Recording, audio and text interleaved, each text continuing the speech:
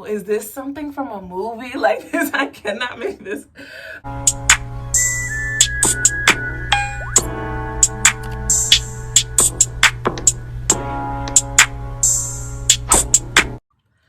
Welcome back to my channel. Is this your first time? Please consider subscribing. I don't know where I got this surge of energy, y'all, but it's like 11 o'clock, 12 o'clock, and I'm like, let me do a talk and twist. It's been a while, but let me do a talk and twist story time so y'all can keep me company while I finish twisting up my hair. I've just dyed it black, jet black, and now I'm twisting it up. I kind of just want to like wear my twists for a while. We'll see. Sometimes I just say that and then I miss my hair. I'm twisting with Melanin's Trio. Look at that moisture, y'all.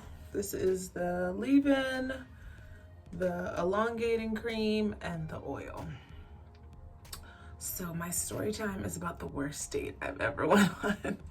This is pre-COVID. This is actually, I don't even know how long ago it was, but hopefully I can remember all the details. I remember all the bad parts. That's really what is important. So I don't think this guy, I don't even remember his name. This is how bad the date was. It's like blocked out my memory. Who you? No number who this? So sorry to that man. But he was really persistent. I feel like, I want to say MySpace, but that doesn't feel right. But there was a social media app, or maybe it had to be Instagram, that I saw him on a dating site, but then I think he found me on whatever social media outlet and was like, bam, like coming at both ends, like very persistent. And I was like, not really my type, like, no. So I think it took like a year for me to agree to go on a date. But then my ass was like, I'm tired of doing like the same old things. Like, we have a common interest at the time in like thrifting, so let's meet at the thrift store near my house. The dumbest thing, I don't know why that made sense to me. My friend was always like, that's not a date. But I'm like, you know, you get tired of the typical like dinners and stuff. Like, let's do something different. So I met him at the thrift store. This is how you should know it was bad. And so I get in there, like he was like, I don't know what he does now, but at the time he would like buy stuff, refurbish it, and sell it for more, and then have his own designs, which I was like, that's so admirable. I don't know, I thought that was really creative. So he was like having the time of his life, like going through all this stuff in the store, like telling me how he could clean it up and fix it and resell it and blah, blah. So this particular thrift store is cash only, but he was like a regular. So I was kind of like looking around, but not really, but really like just having conversation, getting to know him. I can thrift, but I'm not like a thrifter. Like, it is an art form, you hear me? And he had it down pat. So we get to the register, red flag. I don't even know if it's a red flag at this point. Flag number 1. And he's like, I don't have no cash. I'm like, what? Like, you come here all the time. Like, what do you mean you didn't prepare? So I think he had like a few dollars, and so I ended up having to give him like $4 or $5 or whatever to buy his stuff. And he's like, oh, I'll pay you back. And in my head, I'm like, this is never gonna happen again. So don't worry about it. So then we get to the parking lot, and he's like, oh, let's go to like get something to eat. And I was like, okay, there's a place like up the street or whatever. And he was like, can we take your car? And I was like, what? And I'm like, I don't know you. Like, no, you can't get in my car. Like, I don't care. This is why I met at a public place, broski. And honey child, I should have took a picture of his car. I want to say this because I don't want anyone to think I'm a snob, but literally the car was holding on by a thread with duct tape. I lied to you not. Like, everything was a different color. The hood, the doors, it was just a hoopty in every sense of the way. But I can't knock somebody for having a ride. But it was literally like something I feel like I saw on TV. Like, it just didn't feel real. Like, he was embarrassed by the car, so he wanted to get my car. And he was like, your car's so much nicer. And my car was a Nissan Altima. It wasn't like I was driving like a Tesla. Not yet. But it was just So I was like, nah, like it's really up the street. You could just meet there. So when I looked in my rearview mirror and saw him behind me, I was like, oh, that's why he wanted to be in my car. Still, the answer was no. But I was like, well, like, whatever. Like, okay. So then we get to the restaurant. So I would say the car is probably flag number 2. Like, that's a safety hazard. Like, do you care about your life? Maybe not. Could have been worse, y'all. Could have been worse. It could have been worse. I know. Someone's going to drag me in the comments like, my man don't got no car and we've been loved. Okay, cool. So anyway, so then we get to the restaurant. And we went to Redstone. I'm not a huge fan of Redstone, but people around here love it. And it's close to me. It's convenient. So I was like, let's go there. So I get an appetizer. So here's the thing about me. I'm not super affectionate. I'm not a big hugger.